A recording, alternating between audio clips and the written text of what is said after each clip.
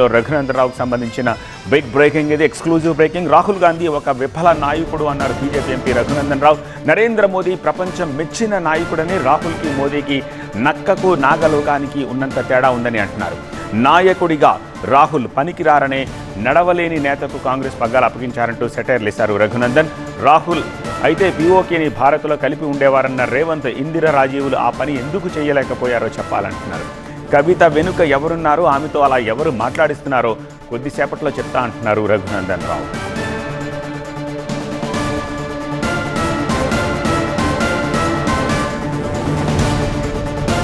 Revanth and కవితపై Raghunandan ఇంకా ఏం comment చేశారో మా సీనియర్ కరెస్పాండెంట్ విద్యాసాగర్ ఎక్స్ప్లెయిన్ చేస్తారు. నిన్న జైహింద్ ర్యాలీలో సీఎం రేవంత్ చేసిన వ్యాఖ్యలు, ప్రధాని మోడీ కాలం చెల్లిన నాయకుడు అంటూ, అదేవిధంగా యుద్ధంలో మధ్యవర్తిత్వాన్ని కోరుకున్నారు, ట్రంప్ చెప్తే యుద్ధం ఆపారంటూ చేసిన వ్యాఖ్యలను ఎలా చూస్తారు? సార్, రేవంత్ రెడ్డి గారు చాలా ఆవేశపడి అవసరం లేని సందర్భం లోపల అవసరం లేని మాటలు మాట్లాడతారు. ప్రజాస్వామ్య దేశంలో ఒక లీడర్కి గీటురాయి ఏంటంటే ఎన్నికలు.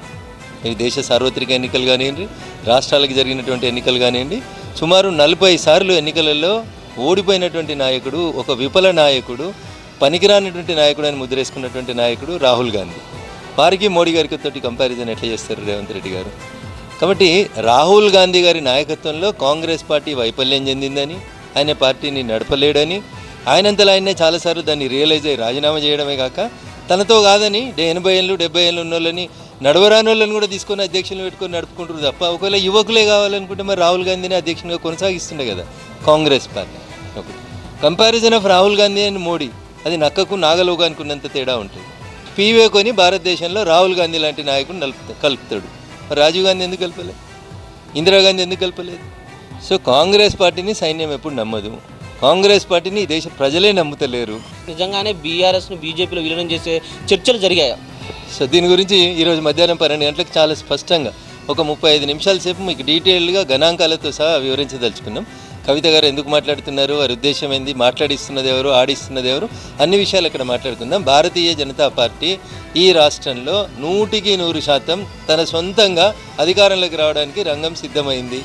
దాన్ని ఏదో ఒక రకంగా మసిపూసి మారేడుకాయ చేస్తుంది ఆడుతున్నటువంటి నయా నాటకాలు తప్పితే ఇంకొకటి కాదు. కవిత కొత్త పార్టీ పెడుతుందన్నారు, ఆ విషయం మీద మీకు ఏమైనా సూచనలు అందాయా? ఇప్పటివరకైతే అందలేదన్నా, అందుతే తప్పకుండా మీతో పంచుకుంటాను.